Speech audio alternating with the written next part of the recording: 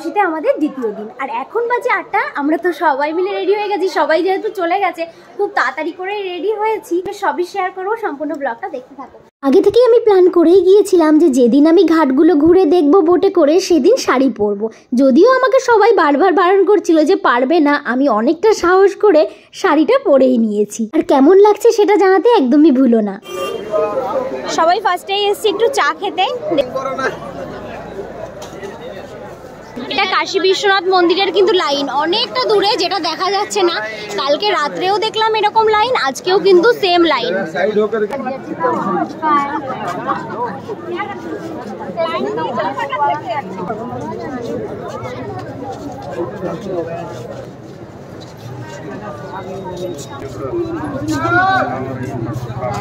এখানে কিন্তু সকালবেলায় যে খিচুড়ি হচ্ছে, আসো আসো আসো, হচ্ছে এই তো হচ্ছে, দিচ্ছে।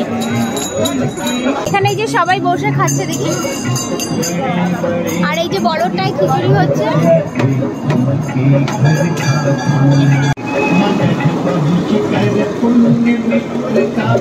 আমরা তো শেয়ার বোটে উঠেছিলাম, পার হেড আমাদের 300 টাকা করে পড়েছিল। আর যদি পার্সোনাল বোট করতে যাও তখন ওই 4000 থেকে 5000 চাইছিল। তখন আমরা যেটা ভুল করেছিলাম, বিকালবেলা যদি আমরা ঘাটগুলো ঘুরে তারপর সন্ধ্যা আরতিটা দেখতাম তাহলে কিন্তু আমাদের বেশি ভালো হতো। এবার যেহেতু আমাদের আগের দিন অনেকটাই লেট হয়ে গিয়েছিল, তাই আমরা সন্ধ্যাবেলা ঘাটগুলো ঘুরে দেখিনি। তোমরা যদি কখনো যাও বেনারসে, তাহলে কিন্তু তোমরা বিকালবেলা ঘাটগুলো ঘুরে তারপর কিন্তু সন্ধ্যা আরতিটা সামনে থেকেই দেখতে পারবে।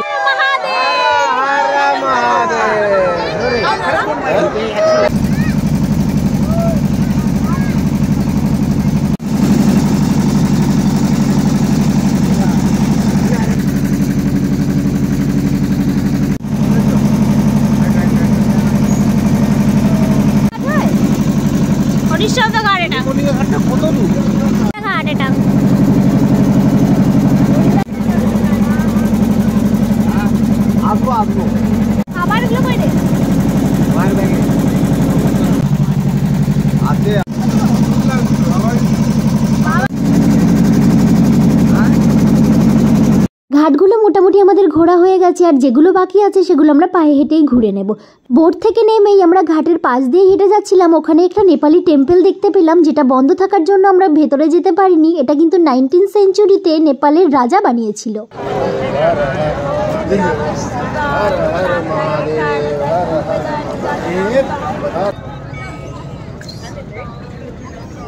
এখন আমরা আছি মণিকর্ণিকা ঘাটে। তো মণিকর্ণিকা ঘাটের পাশেই একটা হেলানো যে মন্দির আছে, এই যে মন্দিরটা, ওখানেই বসে আছি। আর যেহেতু শাড়ি পরে এসেছি, প্রচন্ড কষ্ট হয়ে গেছে, মানে একটু হাঁটলেই মনে হচ্ছে না প্রচন্ড কষ্ট হয়ে যাচ্ছে। ওই জন্য একটুখানি বসেছি সবাই এখানে। এখন বাজে 10টা 19 আর আমরা এখানে একটু একটা ঘাটে বসে আছি। প্রচন্ড কষ্ট হয়ে গেছে সবার। তো ওদিকে যেহেতু সেলফি তুলছে ওরা, তাই আমরা একটু বসে এখানে রেস্ট নিচ্ছি, আমি আর মা। এখন আমরা কিছু খেতে যাব, যেহেতু অনেক সকালে উঠেছি, আর এখন কিছু না খেলে হবেও না। খেয়ে তারপর দেখা যাক, আর যেটা বাকি আছে সেগুলো তারপর ঘুরবো। আমরা ফার্স্টে এই বারাণসীর ফেমাস রামভান্ডারে গিয়েছিলাম খেতে কচুরির জন্য, যেটা কিনা খুবই ফেমাস। কিন্তু গিয়ে দেখলাম এতটাই ভিড়, আর আমরা ওয়েটও করতে পারবো না। তাই পাশেই একটা গোপাল চাট ভান্ডারের দোকানে চলে এলাম। দোকানটা একটু ছোট, কিন্তু না আসলে সত্যি আমরা এত সুন্দর একটা খাবার কিন্তু মিস করতাম। তো এটা থেকে তো আমরা একটা জিনিসই বুঝেছি যে সবসময় বড় বড় দোকানে যে ভালো হবে সেটা কিন্তু কোনো কথা না, ছোট ছোট দোকানেও ট্রাই করা উচিত। দারুণ সবকিছু ভালো, তরকারিটা তো আরো বেশি ভালো। দোকান তখন পাইনি, তাই আমরা আজকে এখান থেকেই যাচ্ছিলাম। তাই দেখলাম এখন একটু ফাঁকা আছে।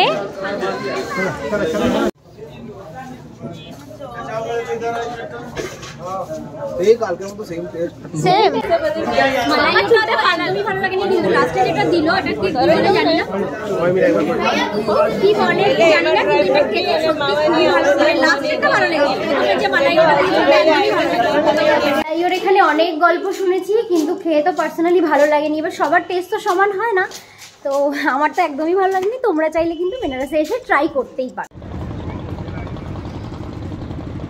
ব্রহ্মঘাটে, আর এখানে না কি সুন্দর সুন্দর, দেখো অনেকটা জায়গা জুড়ে এরকম ওয়াল আর্ট করা আছে।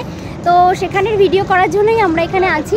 আর তোমরা যারা যারা ভিডিও করতে পছন্দ করো বা ছবি তুলতে পছন্দ করো, তারা কিন্তু এখানে এসে ছবি ভিডিও করতেই পারো, দারুণ আসবে।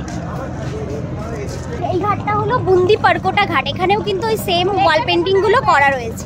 বল না শিব ঠাকুরের সামনে মানে এত হাঁটা হেঁটেছি আর এত রোদের মধ্যে ভিডিওটা করে এত কষ্ট হয়ে গেছে যে লিটারালি আমরা আর হাঁটতেই পারছি না। তো যদি বসে যাই তাহলে আবার দেরি হয়ে যাবে, তার জন্য কোনো রকমে ওইভাবেই হাঁটতে হচ্ছে। বেরিয়েছি সেই কোন সকালবেলা, আর এখন 12টা 8 বাজে। তো ওই ঘাটটা থেকে তো বললাম যে ভিডিও করেছি, ছবি টবি তোলা হয়ে গেছে। ওই ঘাটটা থেকে এখন আমরা ধন্বন্তরী মন্দিরের দিকেই যাচ্ছি। একজন বললো বন্ধ আছে, জানি না, এবার গিয়ে দেখা যাক। আর এখানে যদি মানে মেইনলি হচ্ছে হাঁটার কাজ, মানে যারা হাঁটতে পারবে তাদের জন্য একদম পারফেক্ট। মানে কতক্ষণ হাঁটছি মানে ভাবতে পারছি, সেই সকালে কখন বেরিয়েছি, সেই 8টা সাড়ে 8টার দিকে, 12টা 8 বাজে এখন। তো কতটা হেঁটেই যাচ্ছি। আর এখানে তো গলি সবাই জানে, গলি ফেমাস। তো এত সুন্দর সুন্দর গলির মধ্যে পেন্টিং করা আছে,